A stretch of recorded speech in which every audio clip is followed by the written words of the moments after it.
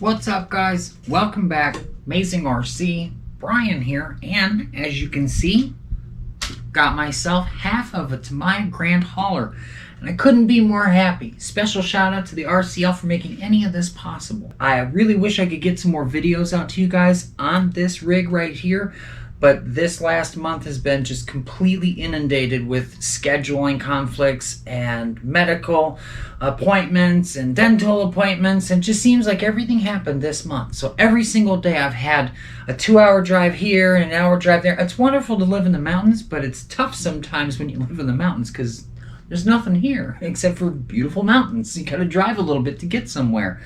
But it's a small price that I pay for this wonderful view. This amazing Grand Hauler can't have enough good said about it. The Grand Hauler, as opposed to the King Hauler, this one is just a hair longer at about maybe 4.5 inches, which I love. You got a couple extra options in the rear here where I've got these cool fenders. You can do, I think, a half fender with a little mud flap on it. You can go no fenders, like my boy Steve. He's like, just take the fenders off and watch the tires roll. And I was like, oh god, I thought I knew what I was doing. Super, super sexy. Ton of metal on this. Metal where it counts, you know. Really cool leaf spring setup. Now, this is the very first set of actual leaf springs I've put on somewhere, and I had no idea this was even possible, but the front leaf springs are this way. The rear leaf springs are this way. I just thought I was putting them on upside down when I did it. It's got a 3-speed transmission, which, man, I tell you, after a little bit of adjusting, butter. I mean, this thing is really cool. And paired up with the 80-85 turn motor that I've got up here, got an RC 4-wheel drive. It's either an 80 or an 85. I don't remember. But it's not the 27 that comes with it, which would make this thing like Parnelli Jones. But I've got it on my RC6GS. As you can see here, a lot of people put it on the nice Fly Sky dual toggle deal, zeroing out transmitter. I don't have one of those, but I do got this, and this works just fine. So I think I'm currently in second gear right now, which is my toggle switch in the center. I think this is third gear. This is what I like to call hauling butt. Even with the 80-85 turn motor, then I've got second gear. And then I've got super crawl. This is my first gear right here. And I mean, I can crawl with this. Remember, guys, I got that really cool flatbed trailer I got to make. And this thing's already 4.5 feet long. Imagine another 4.5 feet worth of trailer on it. I mean, I can't.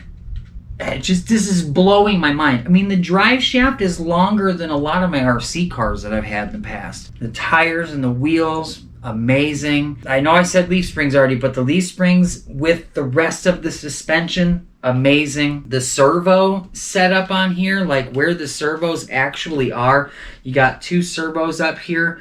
One is running the transmission. I don't know, this is a dangerous idea. I don't know if you guys can see this, but if you look right here, you'll watch the transmission do stuff. There's second gear. There's third gear. Remember, haul butt. You know, boom. I mean, this is like a Swiss watch. I mean, this transmission, this big, giant behemoth of... I've got a tiny RC car over here, full function, that is smaller than this transmission. This is like a clock. I mean, no joke. It's like a clock. I really hope I have enough time to get a photograph of this up here. I hope you're not looking at my ugly mug right now. I hope you're looking at a photograph, because this thing is cool. So, a little bit of adjusting. I wasn't getting my third gear connecting, and I actually had already filmed a small portion of this where I was asking you guys for help.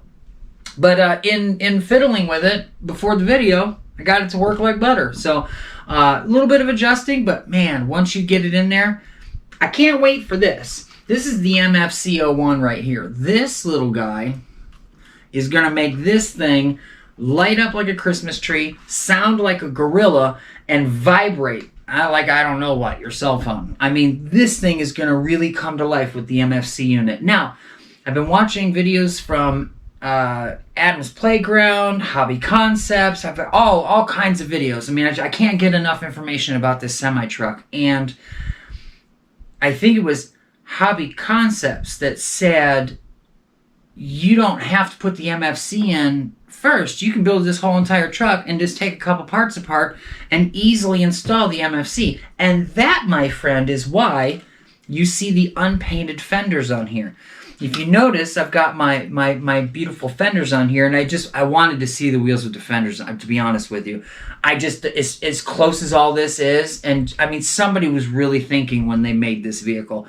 So I wanted to throw them on there real quick and kind of see how everything looked. To be honest with you, knowing that I can hook the MFC up after I put this thing together, I really want to be able to look at this complete before I paint it. I know that sounds crazy, but I really like, and it's extra steps, I know that, but I like to make things, I gotta look at it, you know? If I were to paint this all in pieces, this line would have never lined up. It just, this line down here would have never lined up. I just think it's a better look when I can kind of stand back for a minute and look at it. So I'm probably going to have to build this thing. Plus, I want to do something extra special with the chrome. Remember, there's a lot of chrome stuff right here. You got your steps, you got your gas tank, all kinds of cool stuff. And I actually asked Bob, I think, again, at Hobby Concepts, I asked him, I said, can I not strip the chrome off if I paint over the chrome? Because I want to leave some chrome on there. And Bob did some really cool stuff. He actually stripped the chrome off, painted them like a gunmetal gray or a black or something. And then instead of leaving chrome on there like I wanted to do and not strip all of it off, he actually just used aluminum tape, which I got a whole roll of. I swear by aluminum tape. You want to make a plastic part look like it's metal? Aluminum tape. Good stuff. So I actually might steal that idea from him. Go ahead and just, swab on the color on those. And they go, but I mean, come on. Imagine if you had all the parts on here. I mean, you got to totally get what I'm saying. I know you do. So you got the cab on here, you got all your chrome bits, and then you got the fenders. And if you want a body line to go through the whole setup, you need to have it. You need to be able to tape the whole thing off while it's in one piece. And I plan on doing that. So I got something extra special coming for the paint. Man, I don't have, like I said, I don't have enough good things to say about this. I mean, I don't know what gear I'm in. Oh, yeah, this is slow. I mean, I'm going to be able to crawl all over the place in this thing. I can't wait to back up the trailer. I know I've said it 100 times, but I can't wait to back up the trailer. I got to keep remembering that I've got a lipo on this. Oh wait, no, I got a 2S, 3S lipo thing up here. This is not lipo ready. You can throw a 2S lipo on this right here, but you need to have it monitored because you will fry your battery, which will fry your MFC. So, next for this is finishing the rest of the vehicle. Like I said, I've got the chrome bits going here, the front bumper, rear bumper, cab, interior of cab. I want to get it all together, kind of get the feel of how this is. To be honest with you, might build the trailer and then go back and paint this. I know it sounds crazy. Now, I will say this, though. I'll probably, I'll probably paint it and then install the MFC.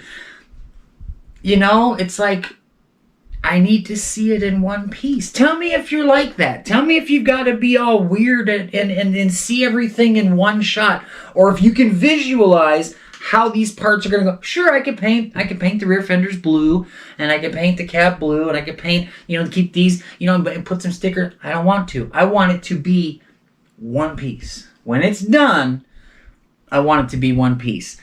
Guys, I am so sorry that I can't get more footage of this. I want to, but like I said, I'm hoping next month will be not quite as bad on the appointments, but when I'm not in an appointment right now, I got to clean the house, or I got to just the normal stuff that we do at home every day. So at my time, I'm going to bed at 1 o'clock, getting up at 5. And I don't think that's going to be forever. So be on the lookout. We're going to have, tell you another cool thing for all my Hot Wheels people out there.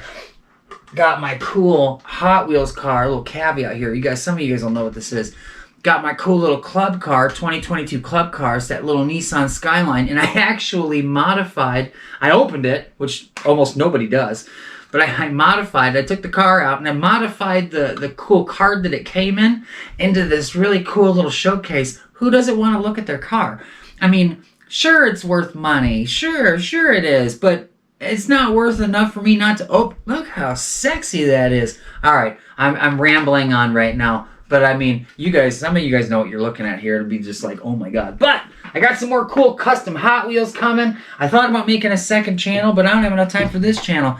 You know, like a Hot Wheels channel and this channel. So some of you guys out there, my RC buddies that don't do Hot Wheels, you're going to have to deal with it. If you love me enough, you'll stay.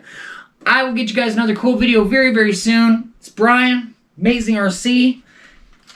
Grand Hauler sexiness right here, guys. Going to have some more of this coming very soon. And we'll see you then.